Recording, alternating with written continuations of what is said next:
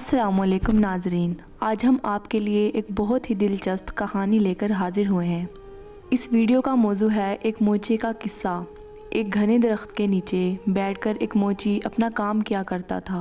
फटे पुराने जूते सीता और मुरम्मत करता था। तब जाकर उसे इतने पैसे मिलते थे कि वो अपना और अपने बच्चों का पेट पालता। मोची बहुत गरीब था और दिल का बहुत सादा और गनी था।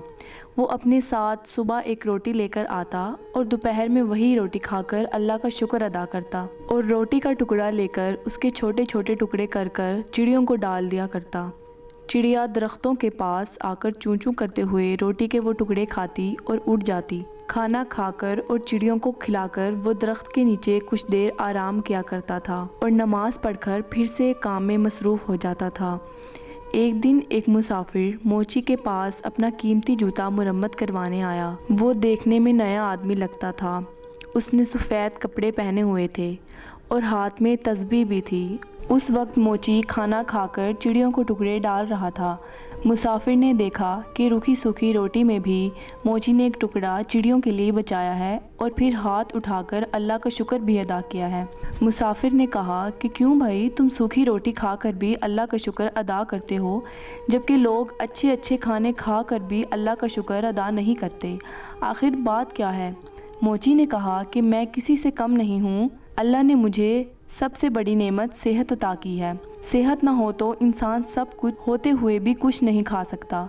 मेरे हाथ पांव सलामत हैं, काम कर सकता हूँ और सब्र की दौलत तो मेरे पास है।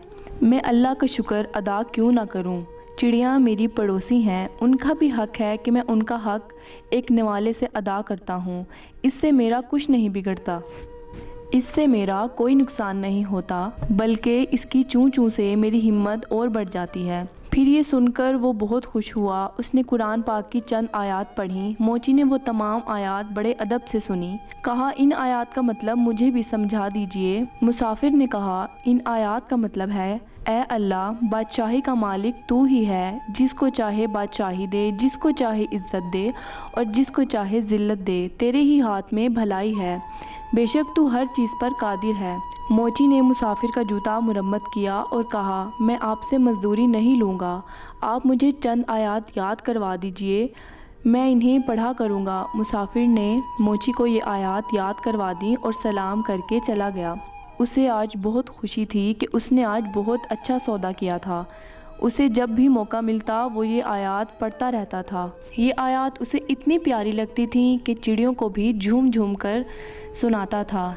चिड़ियाँ जब भी चूं चूं करती वो कहता, वाह भाई वाह, आखिर तुम्हें भी आयात याद हो गई। इसी तरह कई दिन गुजर गए। काफ़ी दिन कोई भी जूते मुरम्मत करवाने नहीं आया। मोची के पास थोड़े से पैसे थे जिनका वो आटा लेकर आ गया। कुछ दिन के लिए तो खाने का इंतज़ाम हो गया, लेकिन उसके पास काम अभी तक नहीं आया था। आटा भी ख़त्म हो गया था। चिड़ियाँ भी रोटी का इंतज़ार करके चली गई थीं।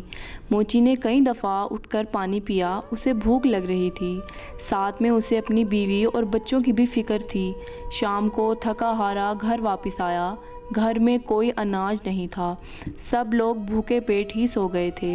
इस आलम में 2 दिन और गुजर गए। पानी के सिवा उनके पेट में और कुछ भी नहीं था। सब भूख से निढाल हो गए थे। कोई ऐसी चीज़ ना थी जिसे बेचकर आटा या खाने की कोई और चीज़ लेकर आता। मोची की बीवी रोने लगी कि ये मासूम बच्चे मर जाएंगे। 4 दिन से इनके पेट में एक भी दाना नहीं गया है। इन बच्चों का क्या कसूर है? सामने वाले घर जाओ, वहाँ आज दावत है, वहाँ देगें पक रही हैं। तुम पड़ोसी से थोड़ा खाना या पैसे मांग लाओ ताकि इन बच्चों का पेट भर सके। मोची उदास बैठा था।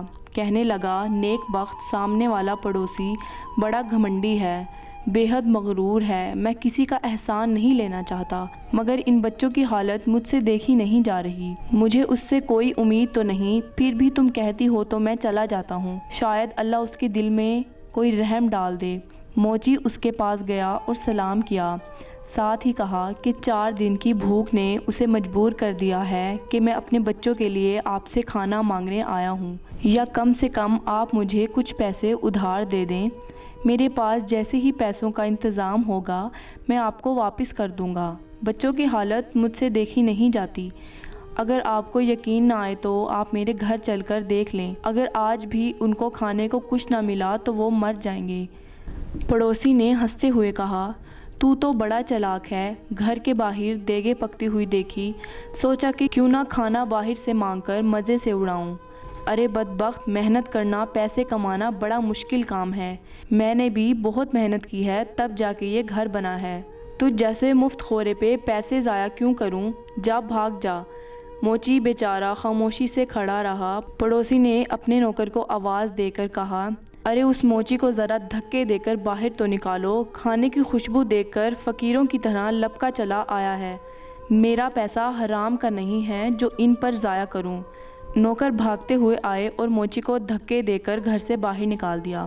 موچی میں طاقت تو تھی نہیں، وہ دھکے کھا کر نیچے گر پڑا اور ایک پتھر اس کی پیشانی پر لگا اور خون بہنے لگا، اور بڑی مشکل سے پیشانی پر ہاتھ رکھ کر مسجد کی طرف چل پڑا، اور اس حالت میں گھر جانے کی ہمت نہیں ہوئی۔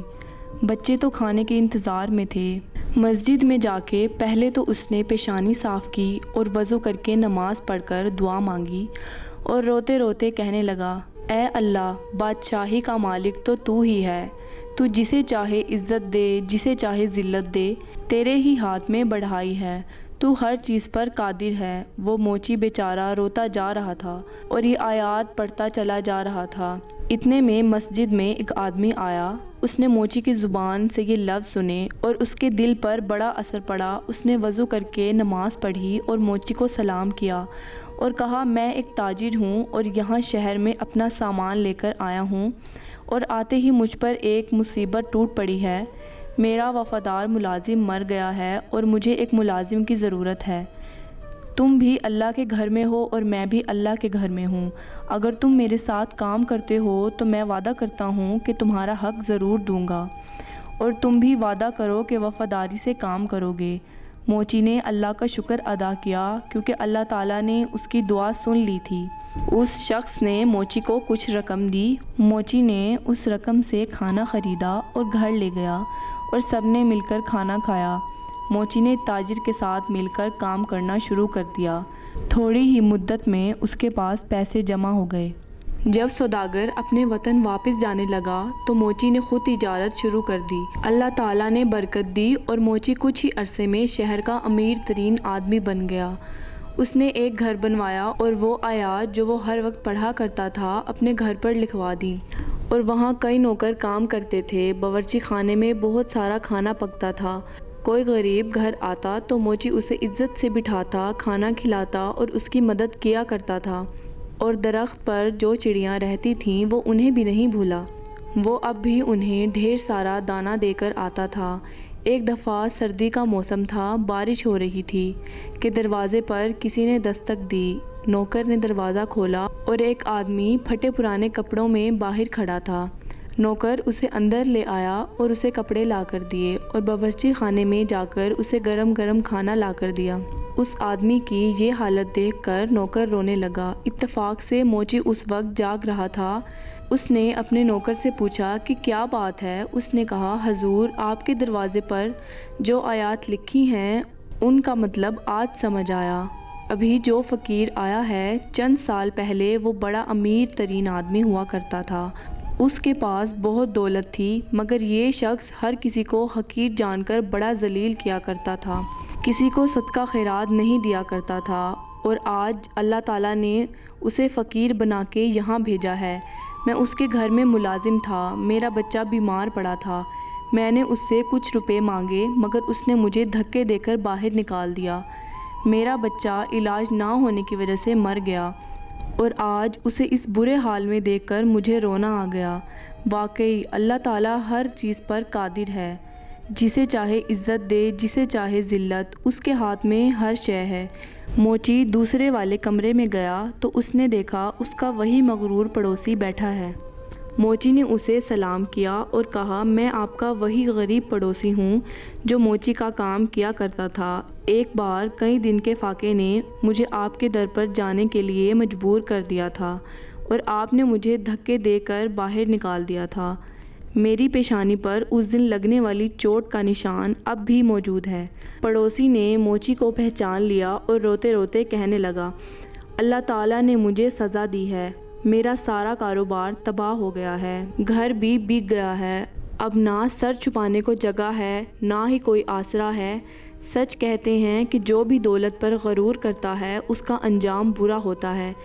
واقعی اللہ تعالیٰ جسے چاہے عزت دے اور جسے چاہے ذلت دے، اس کے ہاتھ میں بھلائی ہے اور وہی ہر چیز پر قادر ہے۔ موچی نے کہا، ہاں، ہر چیز اللہ تعالیٰ کے اختیار میں ہے۔ اللہ تعالیٰ کی ذات کے علاوہ کسی پر بھی بھروسہ نہیں کرنا چاہیے۔ ارے بھائی، پیسہ کیا چیز ہے، آنی جانی شے ہے، اس پر غرور کرنا بھی اچھی بات نہیں۔ خیر، اب تمہیں بہت سزا مل چکی ہے، اب سچے دل سے اللہ تعالیٰ سے توبہ کرو۔ اللہ تعالیٰ اپنے بندوں پر بڑا مہربان ہے، وہ ضرور تمہاری توبہ قبول کرے گا۔ میں تمہیں کچھ رقم دیتا ہوں، اس سے تجارت کرو، اللہ تعالیٰ تمہاری مدد ضرور کرے گا، بے شک اللہ تعالیٰ ہر چیز پر قادر ہے۔ اگر آپ کو ہماری یہ ویڈیو پسند آئی ہو تو ہمارے چینل وائس ٹی وی سنا کو سبسکرائب، لائک اینڈ شیئر کیجیے گا۔